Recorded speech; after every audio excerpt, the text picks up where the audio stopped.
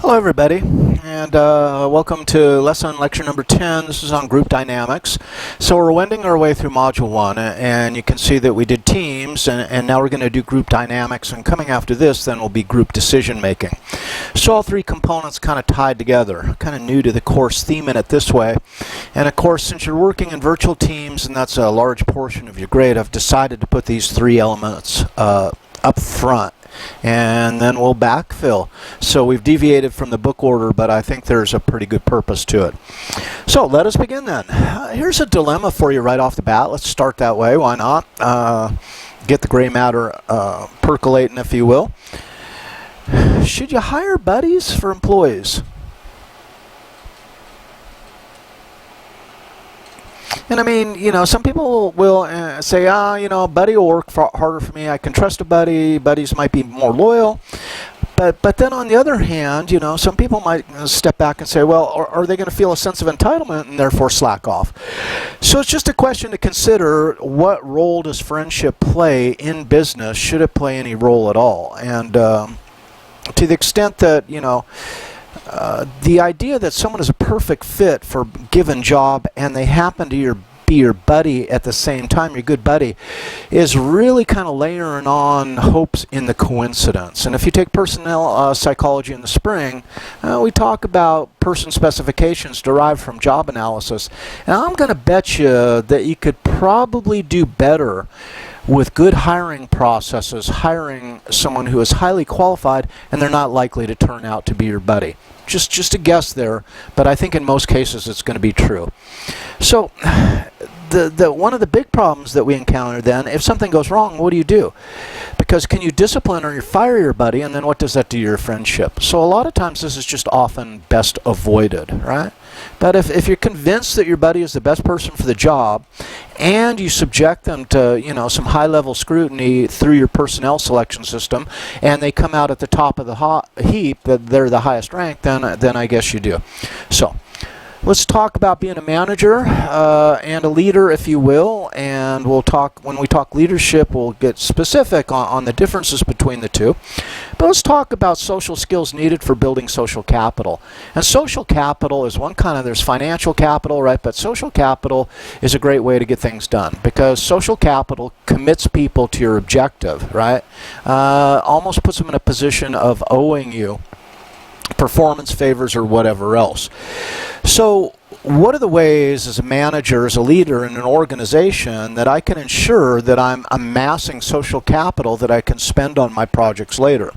Well, one social skill that's awesome to develop for us is social adaptability. And this is the ability to adapt or feel comfortable in a wide range of social situations. This is very similar to a social psychological construct. What do you think? What do you guys think? Penelope's such a ham, she's got to come up for these videos. This would be self-monitoring, right? So self-monitoring. And we'll talk about this when we get to individual differences. So, persuasion and social influence. This is the ability to change others' attitudes and or their behavior in the desired direction. And remember, management works through others to fulfill organizational objectives. So to what extent can you influence and persuade people to get on board, to do a job, to take on a project? How did OSU persuade us then, or how did the psychology department persuade us to do more work than we're used to doing, let's say, to port all our classes to online?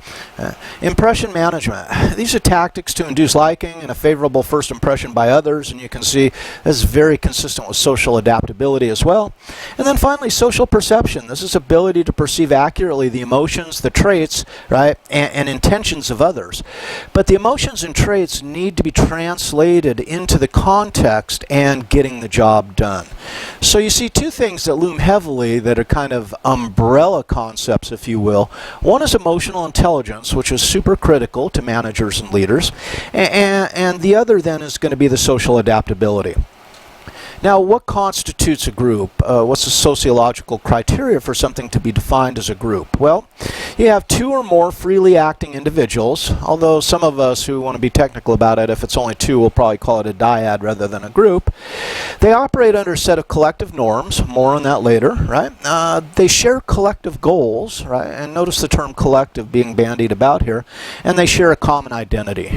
So to develop a group, right, you want to make sure that all four of these components then are operating to facilitate the groupiness, if you will. What's the best group size? Well, per Edgar Schein, group size is limited to the possibilities of mutual awareness and interaction. And I think that's a really slick way to put it. Rather than toss out a number first, let's toss out the theory and then see what number probably best fits that theoretical stance. So can they be mutually aware? That is, can they sit around a table and have everyone on the same page, so to speak? And can they interact and have the potential to interact? Group size then, optimal perhaps about 5 folks, but anywhere from 4 to 6 is probably good. When you get beyond that, then you start watching, if you watch groups, you watch subgroups form, right? It's hard to maintain the attention of that many people. But diversity may be important, and also the task may require more people depending on the complexity of the team's mission, right? So when we were at the paper mill, often, okay, so if we're going to look at order processing, I mean, one of the projects we did was order processing said, look, here's the order. So, and we packaged paper for maybe 40, 50 different companies. So Nashua, IBM, we had a Boise label. We have all these different labels, right? It's the same paper. It just goes in a different wrapper and it gets different labels and it goes into a different carton. But every time that you want to change to a different label, carton, wrapper, you have to shut down the line. That takes time, right? Because then there's nothing being produced so that you make this change. Well, the production planner, her main goal was that the customers got their paper on time. We got to get the paper on time, right? So she would often have us do 200 cartons of this label, 100 cartons of that label, 300 cartons of that label, and it was a schedule that was dictated to us. You must do it in this order. And we came back, this team, and we said, actually, we had a team to explore this, and the ultimate result was, if you give us flexibility in choosing which we run in which order, then our shutdown time will decrease and we'll be more productive. How did we determine this? Well, we had a sheeter operator, we had 2 packaging line operators, we had a person from shipping, but most importantly, we had Carol from order processing, because she was the one who dealt most directly with the customer and was most in touch with the customer's need. So through mutual agreement and coming to understand each other's very diverse perspectives on this, right, we were able to develop a system that saved the company probably about 5 to 6% downtime. And that's an awesome amount of money to save, right? Especially when you're working in a commodity market like paper, where people tend to buy from the lowest cost producer. So it allowed us to lower our costs and become more competitive. But notice the diversity that I'm talking about. And when we say diversity, and this is a big point here, we often think in terms of diversity as diversity of color, of gender, etc. In this case, we're talking diversity of all the pieces that are part of the process, getting together and sharing their information or their work.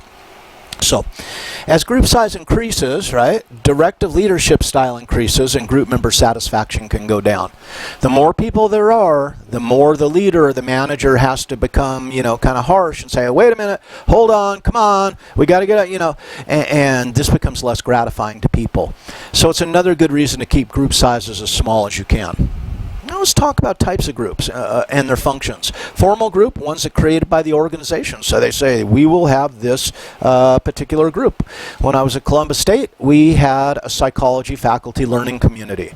And we were told that we would do this. There was a grant for 2 years worth of funding to do this. And so it was created by the organization.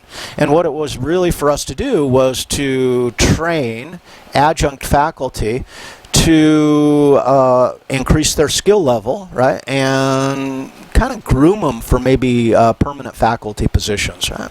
So 2 functions then of a formal group might be organizational function, as I've described, and then there might be an individual function. And notice the psychology faculty learning community, was to both of these functions. It served the organization by improved teachers, but it also developed individual teachers.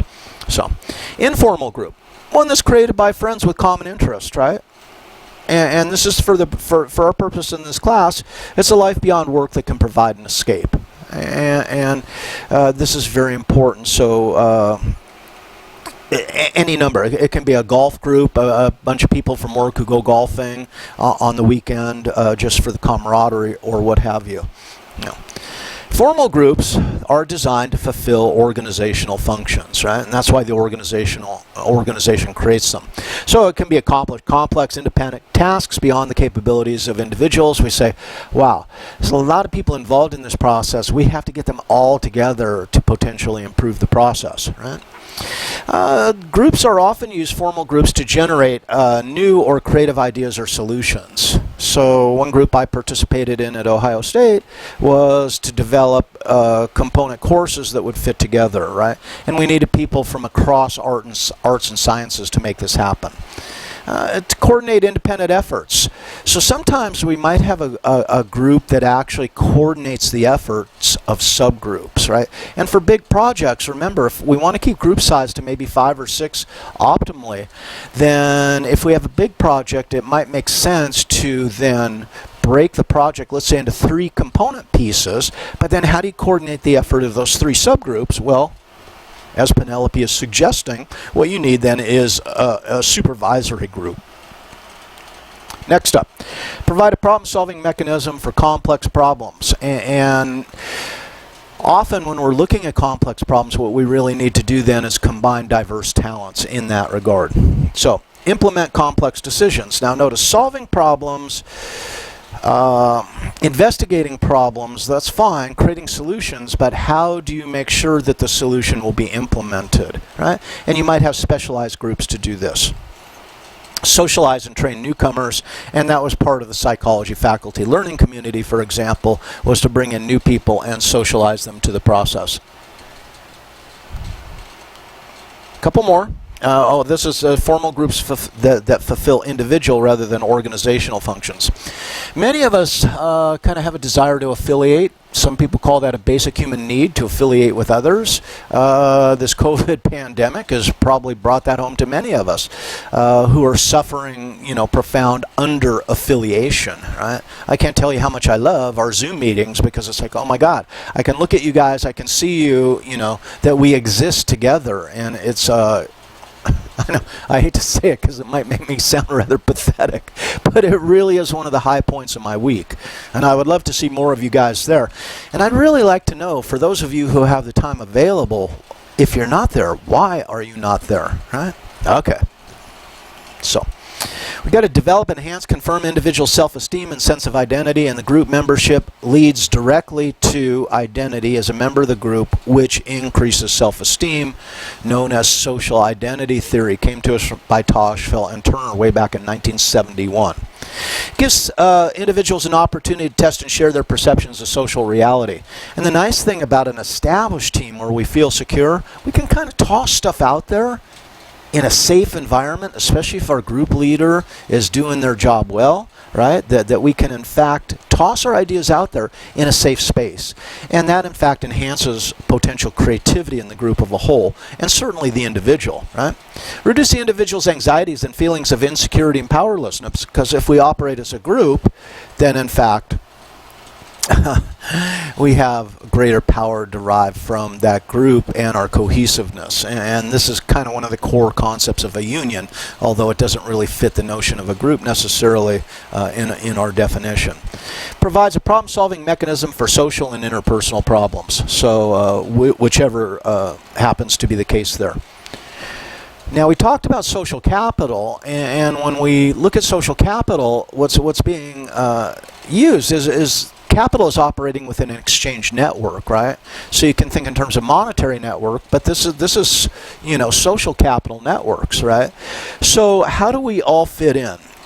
When you enter an organization, right, and a reasonably sized, moderately sized organization, notice that we'll start over here is the exchange currencies available. So as an employee, you've probably been hired because you have certain talents, right? Columbus State hired me into the psychology department because at that point I had like 10, 12 years teaching experience, good evals at Ohio State.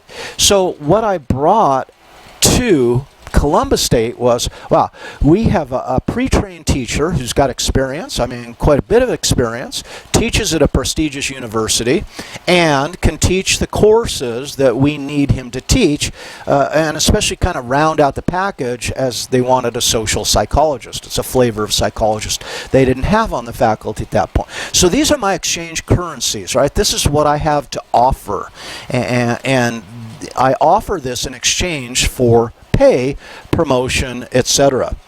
So as soon as you enter an organization, you become embedded in an employee organization exchange, but then you also probably have a direct report to your supervisor, and you have an employee supervisor exchange, right? And then you have an employee team exchange if that's operating at that level. So it becomes complex when you become embedded in an organization because you have to monitor the exchanges across these three contexts, right? Now the organization then is comprised of the supervisor leaders, the teams, and they have exchange currencies available as well. Supervisors have specific probably scheduling power, right? So that's one exchange that I have with my supervisor, but the organization doesn't schedule, so that's not an exchange that takes place between the individual and the organization. But the organization offers ultimately probably promotion. That's usually handled, ultimately at an organizational level. Pay rates maybe are handled at the organizational level. Vacation, when my wife went to work for Nationwide, one thing that she was concerned about, because she'd worked at a downtown law firm for a good period of time and had good vacation amassed. I think she was getting 4 weeks vacation then. She didn't want to give up her vacation time. So when she went to Nationwide, she negotiated vacation time. And that's an organizational level decision, basically. And remember, you guys, a lot of times we don't think we can negotiate when we actually can. And that's about the quality or the nature of the exchange that's going to be made, right? Now, all these exchanges operate through the salience or relevance, and that's what I was describing, the different types of exchange channels, right? Now, the organizational structure and the organizational culture both profoundly affect this. Some organizations look to maximize the profit and minimize the costs, and they often do that on the back of the employee, right? So that would be kind of akin to the organizational culture of as a profit maximization organization. The organizational structure talks about how the communication basically takes place. Do you have to go to a direct report who then goes to a higher level, to another level, at a department level, a unit level? That's all spelled out. And then basically down here, the exchange salience or relevance is also a fit for the employee needs. And one of the things, that Columbus State had a problem with me is once I achieved tenure, I did my 4 years as an instructor, and then I became assistant professor, and I gained tenure. And they say, well, in 4 years, you can promote up to associate professor. And I say, well, what does that entitle me? And it's like, well, it's an extra $3,000 a year, but you're going to have to be on all these committees for 4 years so you can develop a new portfolio. And it's like, I don't really need that. I've got tenure. That's what I came here for, right? Because Ohio State, there's no tenure tracks for lecturers, and I was feeling insecure at the time. So tenure is what I sought. And once I got it, notice, I don't need it anymore. So the organization couldn't motivate me with the promise of promotion because it really just didn't matter. It seemed insignificant compared to the bullshit that one would have to engage in all the different meetings, etc. So you can see that as a supervisor, let's say you're going to run your own organization or your own business, right? You ascend to the top, or as an employee in an organization, it's important to understand your needs and the needs of your employees, however you want to put that. The exchange context, right? The exchange channels that exist, and what exchange products are available. Okay, we're going to end part one now and go on to part two because I want to talk Tuckman for a little bit, and I don't want to have to interrupt. Hey, Penelope.